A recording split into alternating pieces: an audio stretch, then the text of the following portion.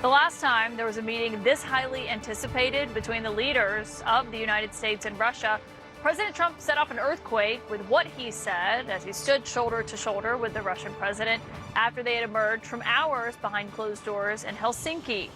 But this time here in Anchorage at this hastily arranged summit in Alaska, the major fallout tonight is because of what wasn't said.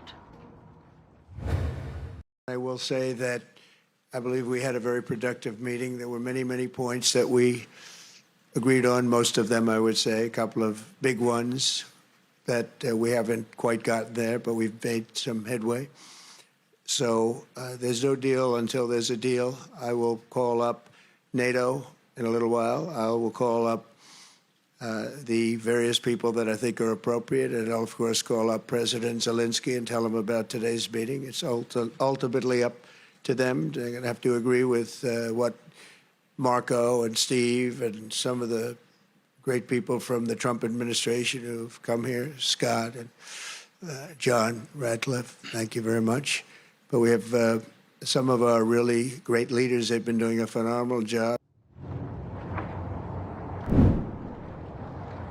The president there mentioning several of his senior staff, but no mention of a ceasefire or severe sanctions that he had promised if things didn't go the way he had expected them to today. So what exactly did happen in that room is something that we are starting to piece together tonight, as the president, for his part, tried to spin it the best he could. I'm going to start making a few phone calls and tell them what happened. But we had an extremely productive meeting, and many points were agreed to. There are just a very few that are left. Some are not that significant. One is probably the most significant. But we have a very good chance of getting there. We didn't get there, but we have a very good chance of getting there. The president making clear there that no deal with Putin was reached on a ceasefire. And he just left Anchorage a few moments ago without what he had wanted in hand there. This day began with plenty of pomp and somewhat awkward circumstances as American service members who were in uniform quite literally rolled out the red carpet for someone who for years has been a global pariah.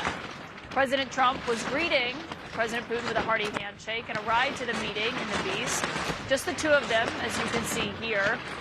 That was apparently the only time it was just the two of them together. There was about 10 minutes or so from what we judged from when they got in the car to when they got out.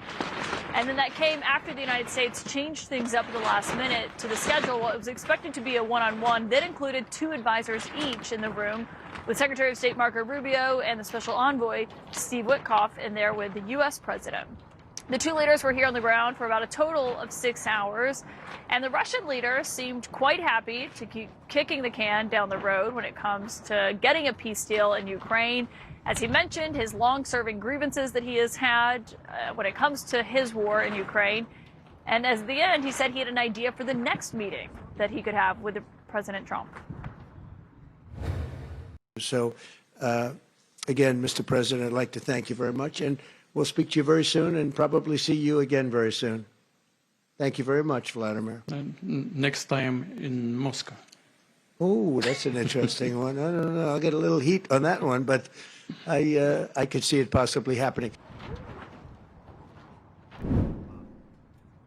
My lead sources are here to start me off tonight in Anchorage. CNN Chief National Security Analyst Jim Sciutto is here. Also, former CNN Moscow Bureau Chief Jill Doherty is joining us. And Jill, I'll get to you because I can't wait to hear your thoughts on what you saw playing out. But Jim, watching that and listening to that, I mean, we were in the room. There was this sense of anticipation because they moved us pretty quickly to our seats. And then as both of them had pretty short remarks, which, as you know, is not typical for either of them, we were prepared to take questions. We were standing up, shouting questions, and Trump then turned and left the stage with Putin. I wonder what that says to you. Well, listen, by President Trump's own measure of success for this summit, it was a failure because he wanted a ceasefire. He didn't get a ceasefire, didn't announce it there. Is it possible over the next several days, weeks, we see one? Yes, but he didn't get it in this meeting. No one begrudges his efforts to do so, the least of whom the Ukrainian people who are desperate for peace, right, to end the onslaught they've been suffering through these years. But he didn't, in this moment, move President Putin off his core interests and demands by force of personality and presence alone, which seemed to be Trump's calculation going into this, that if I could just get into a room with him face to face, I can bring us to a deal. And that didn't work in the moment. And you heard that in President Putin's comments prior to President Trump speaking, repeating these phrases we've heard from the beginning. One, address the root causes of the war. Yeah, the second he said root causes. It's code for it's your fault I invaded, right? I invaded with justification, threat from the West, NATO, etc. And the other familiar phrase is addressed core interests of Russia, core national security interests. And again, by his judgment, that is an independent, free, westward-leaning Ukraine is a threat to Russia, and he doesn't want that to happen. So. And there was a comment that he made about basically hoping European leaders don't torpedo whatever it is that they agreed to. I mean, they never really laid out what it was. But clearly, I'm assuming by that it crosses some red lines that European leaders have.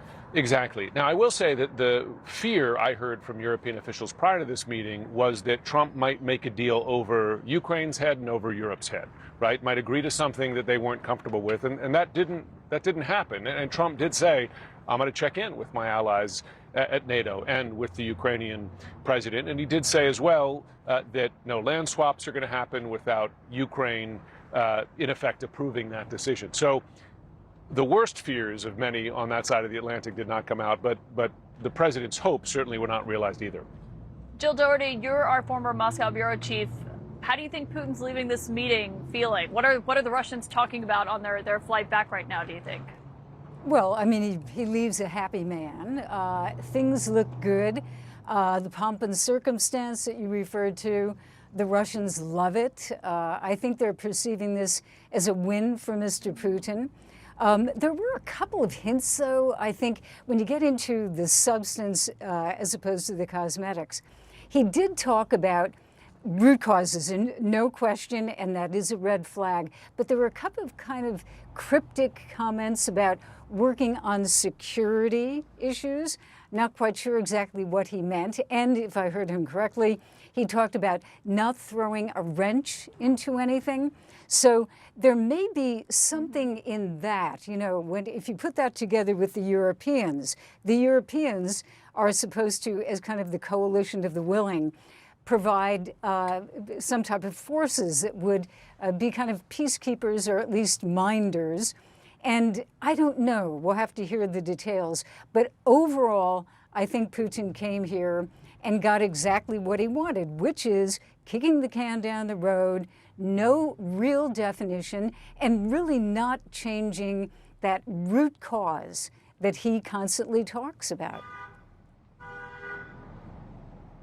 Yeah, Jill Doherty, Jim Sciutto, thank you for that expert analysis. I also want to check in Ukraine. That's where CNN's Nick Payton-Walsh is live in Kyiv right now. Obviously, you know, Nick, we were leaving the military base where Trump and Putin met just a few moments ago. We watched Putin take off, and then we watched Air Force One take off. I mean, presumably Trump is calling Zelensky from this flight back to Washington. But have you heard any reaction there so far to what they made of today's summit and how abruptly it ended?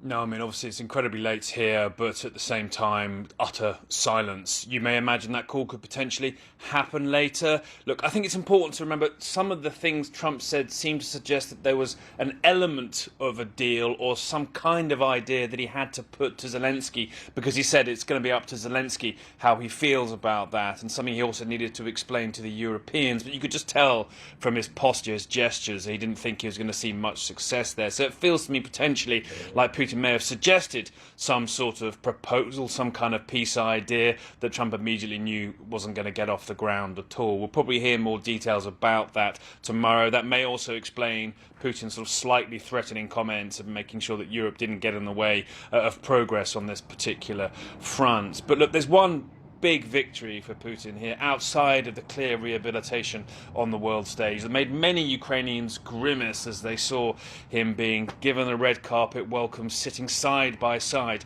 inside the beast with President Trump. And that's time.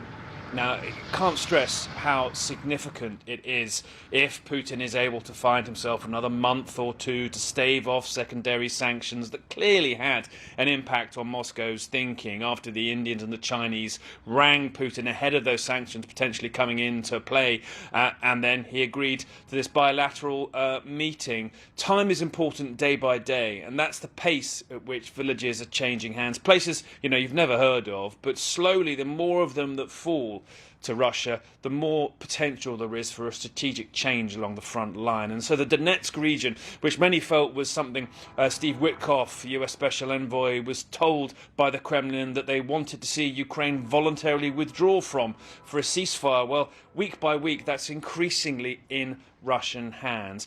We're unclear when the tipping point's going to be, but there are a number of key towns along the front line that are under intense Russian pressure right now. He may only need till the end of September or early October to make wider effect here, some of his military advances, and he certainly seems to have bought himself more time here, Caitlin.